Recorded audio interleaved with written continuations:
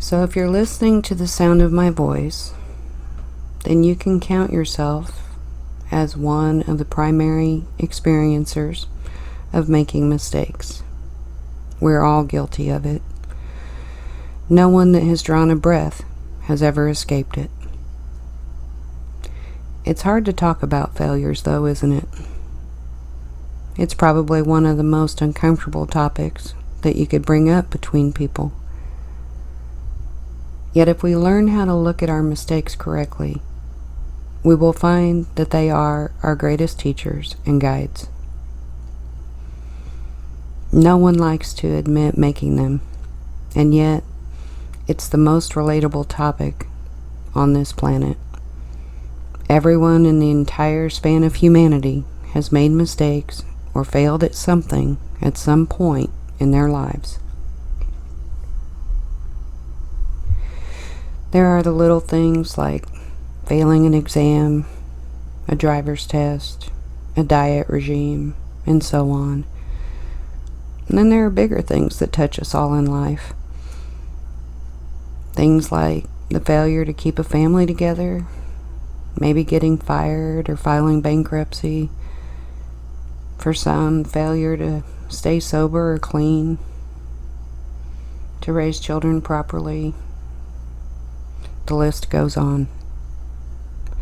In the United States, failure is something that is talked about, especially other people's failures. And it's somehow accepted. It's woven into the fabric of our social experiences. At times, it's something that is even glorified. Yet it's still really only cool to talk about failure from the vantage point of one's own success or power versus another's.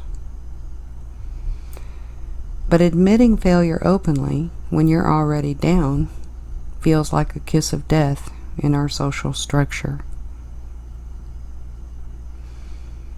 There's also that constant threat or fear of losing face, of looking bad, because we think that failure makes us look weak.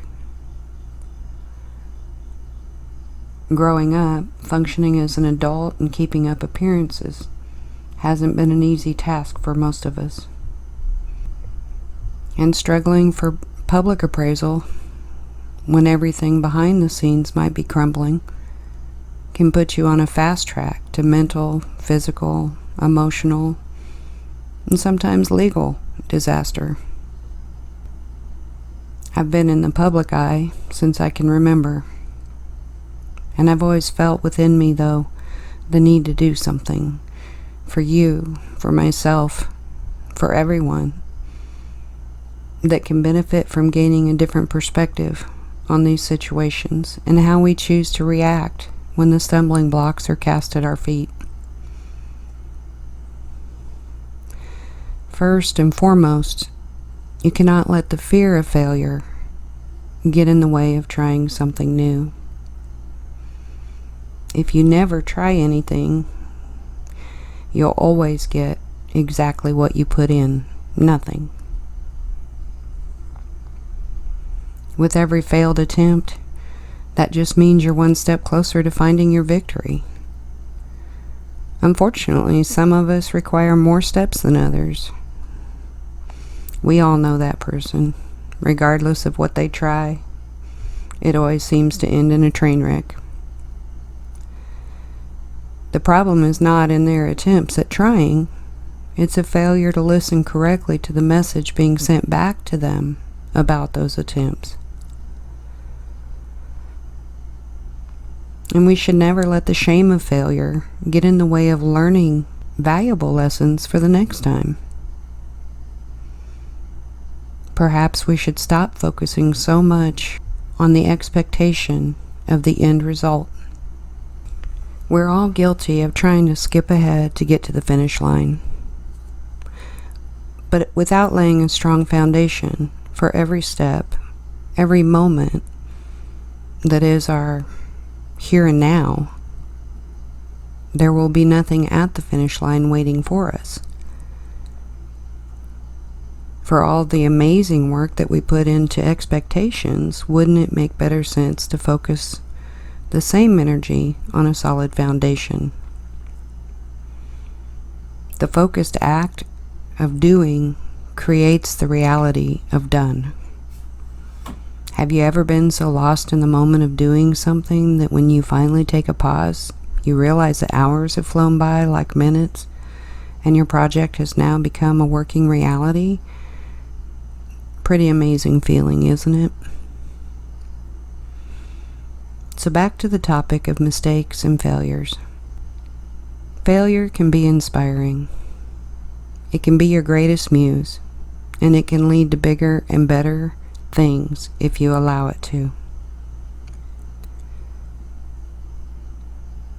I want you to absorb something I'm about to say. Life gets interesting when we fail. Again, life gets interesting when we fail. So the question is, how do you get through a failure? How do you own it? I put together a basic guideline of how you can get through a failure and own up to it so that you can fail a little more elegantly the next time and be ready to embrace success after that. It can be applicable to anything, whether it's a relationship or whatever personal issue that you're struggling with or failing at. Perhaps trying to get that job promotion. Number 1, be responsible for yourself. I know how boring it sounds, but trust me, I'm going to try to make it interesting.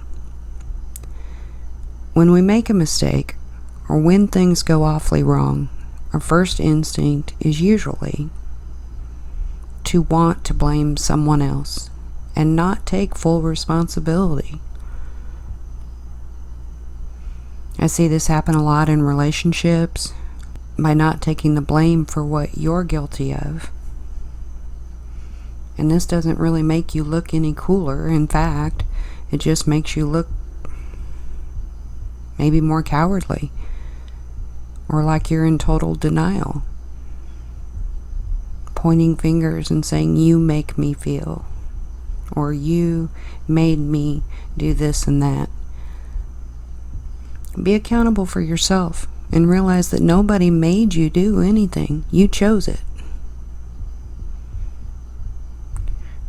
New power statement for this. I am who I am, and where I am today is thanks to the consequences of my choices. My choices only, nobody else's. I am fully responsible for me. And if we're going to be responsible for our goals, our ideals, and our dreams, we're going to have to be responsible for our failures too, so that one day we can truly be responsible for our own success. If you can't own and manage the mistakes or the failures, how are you going to own or manage or embrace the success? Number 2, focus on you. I can't tell you how much time people have wasted worrying about what others thought of them. And when you're not thinking about what other people are thinking about you, then you might be obsessed with comparing your life to other people's. In our current generations especially, we're constantly bombarded and flooded by images of completely unrealistic lifestyles on TV or social media. It isn't that they aren't possible, but are they realistic at this moment? For most, lives look incredible on their Instagrams or Facebook or wherever. But I can almost promise you that for nearly everyone, it's probably far from it. Everyone has those days where they would crack a mirror if they tried smiling at it. For me, I choose not to, participate on social media on those days. I take a lot of responsibility in my part of the group consciousness. And with that, I feel like I should always do my best to keep the vibration and the message as positive as possible. It's not really about false airs, but it's maintaining a positive vibration to manifest positively. I promise you, I didn't take a selfie and post it the day I was crying on my tax accountant's desk. I did, however, take a selfie one day when I was walking home and the wind started pouring down apple blossoms on me from the orchard. Don't worry about what other people are doing. Focus on you. Focus on the quality of your hard work and this experience of your own journey. Your time is valuable. Invest it by looking at your world, yourself, your goals, rather than wasting it looking and comparing to what other people are doing or what they have, because it's your reality. It is not theirs. Number 3 is balance. I had to find balance within me, where I was judging myself so harshly that it felt like I was a loser. But I wasn't recognizing all of my own hard work or my own accomplishments. And it's okay for us to scold ourselves now and then for what we've done wrong, or perhaps where we could have chosen better. I like that. But you also have to encourage and love yourself for the things you've done right. And I also had to, take the right amount of responsibility and understand how and where I maybe didn't make the best decision for a given situation. Mistakes are accidental, but bad decisions, they're probably avoidable if we ask the right questions or, if we sit on them for a little while. But really, I had to find the balance and meet myself in the middle. And it was only through balance that I could get clarity. And it was through clarity that I could really understand what the message was. And then you learn something beneficial. I was someone that was obsessed with the idea of success for a long time. But success is not some magical land waiting at the end of the rainbow. It's finding whatever it is in your life that truly brings you peace and joy, so that you can in turn share that peace and joy with those around you.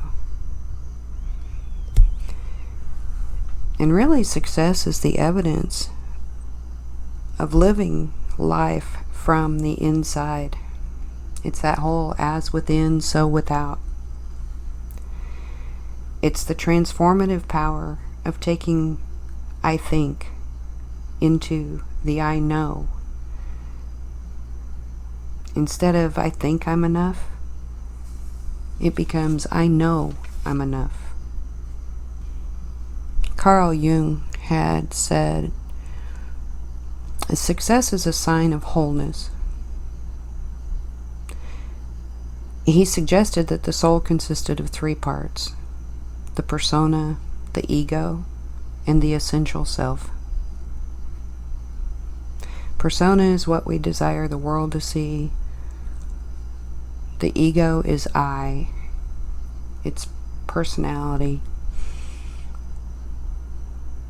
And when they're out of alignment with our essential self, our God self, if you will, it's where things go wrong sometimes. True success is in that wholeness. It's not in material supply. We measure our success, if you will, by what we've attained. But when we realize that it's in that alignment that these things come to us, attainment becomes a natural byproduct of wholeness. If we could devote our attention to our passions, things would flow much more easily. Where the attention goes, energy flows. Also bear in mind, success is a continuum, not a destination. It's been written that it is more than merely a state of being, but really an evolving stage of consciousness. Material things are a side effect of sharing your talents with the world. Moreover, joy, love, creativity, compassion, kindness, all the things you came to receive and give. Life is truly made up of 10% of what happens to us and 90% of how we react to it. Focusing on create and not react will completely turn most situations into positives. Failure can be awe-inspiring if you allow it to be. It can lead us to bigger and better things. But the only true way we get there is if we learn something and if we own up to our own choices and failures.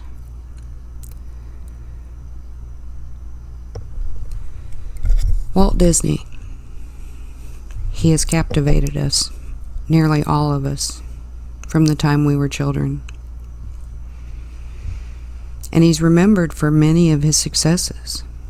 But he saw his share of hard failures, including bankruptcy, a mental breakdown, loss of control over his creation, Oswald the Lucky Rabbit, a devastating strike.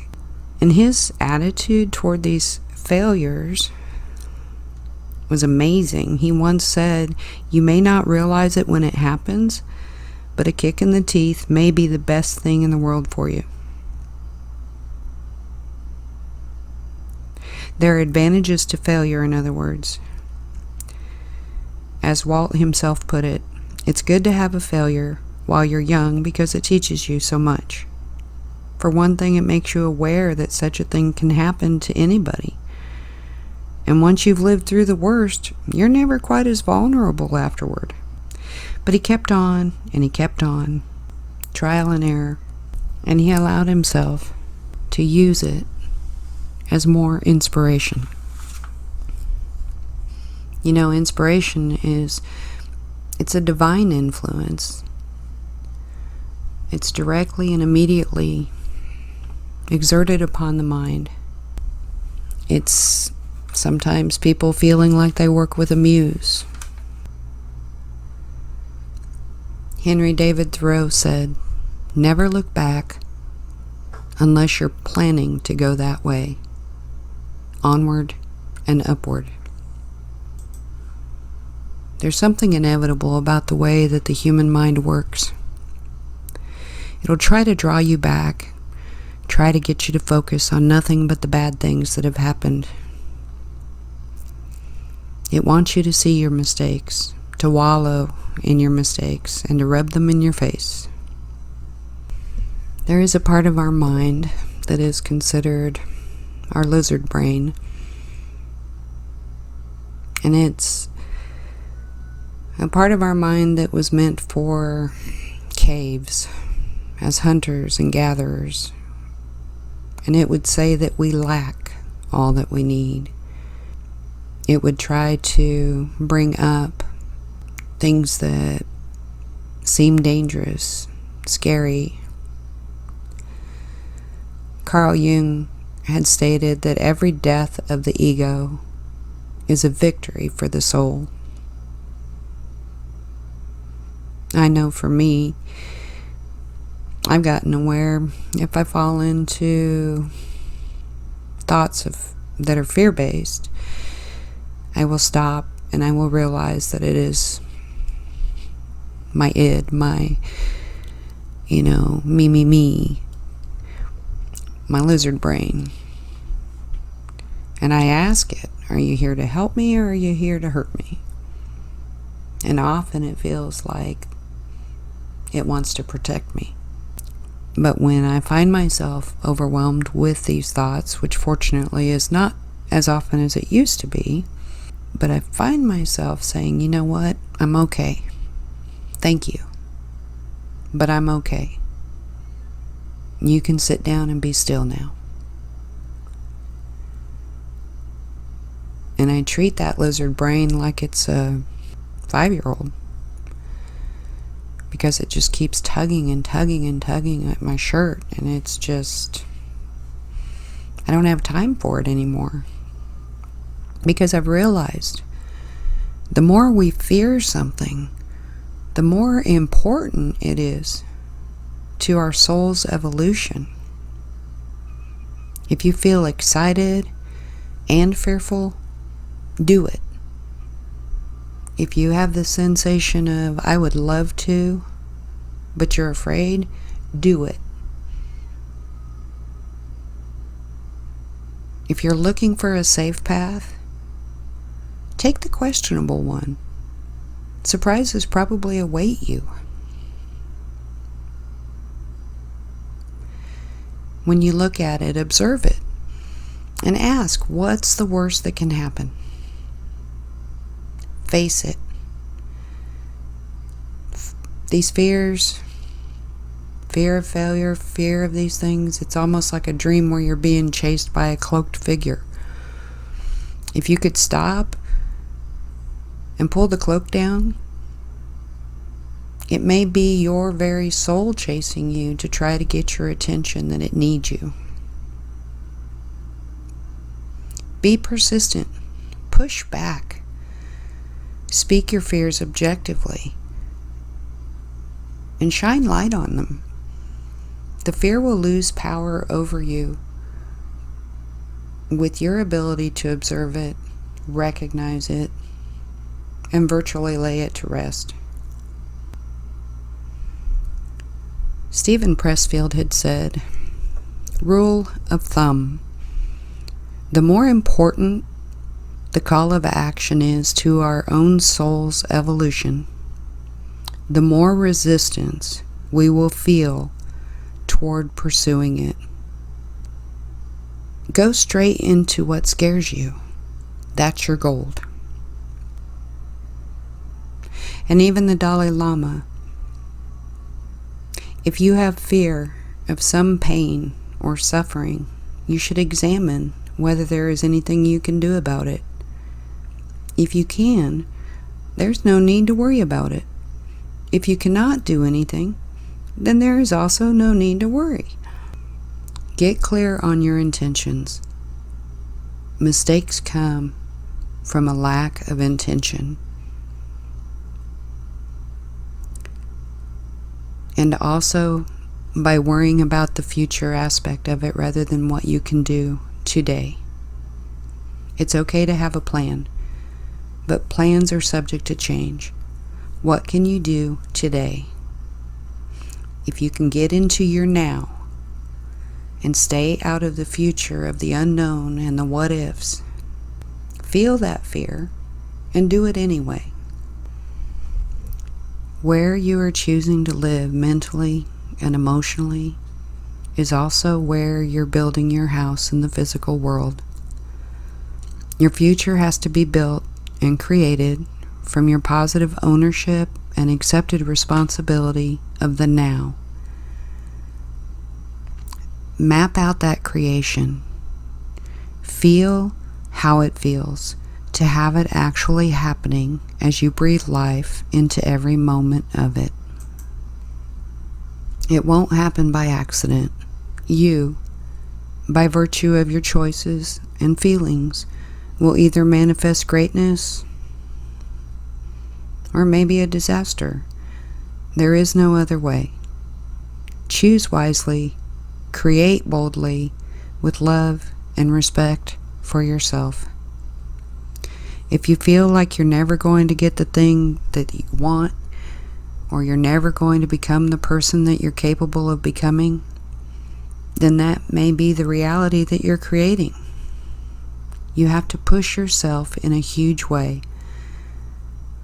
Demand of yourself to have the energy to see through that heavy fog that would keep you limited. You've got to know what it is that you're trying to accomplish. And as William Faulkner said, don't bother to just be better than your contemporaries or your predecessors. Try to be better than yourself right now. But you have to have the presence to look at yourself honestly and to accept what it is about yourself that may be a little weak or that may be a little inadequate right now. But without punishing yourself, just observe it like a science experiment, without wasting the emotional energy of beating yourself up by living in the past. There in the pain of what you got wrong, hiding in plain sight for all of the world to see, are the things that have happened to you that were outside of your control that you didn't want. If you want to build something new, don't spend your energy, which is basically another word for life force currency, energetic money. Don't spend your energy trying to patch up and repair the old structure. Spend your currency trying to build something new in the vision of how you feel and how you see it. And I ask you, what would you try if you knew you could not fail? What would it feel like? What would it look like? What would you feel like? If you're feeling fear, uncertainty, maybe stuck, or like a failure, it's a sign that you have surpassed your former self, that you've grown, and that you are about to turn a corner. Life has become too small for your soul, and it's seeking more growth and expansion. The alchemy of this, the magic of this, is that fear becomes love, self-love most importantly. Failure becomes insight into our creative passion with breakthrough right behind it. And the sense of being trapped or stuck begins to transform into questions and curiosity. So just remember, life gets interesting when we fail.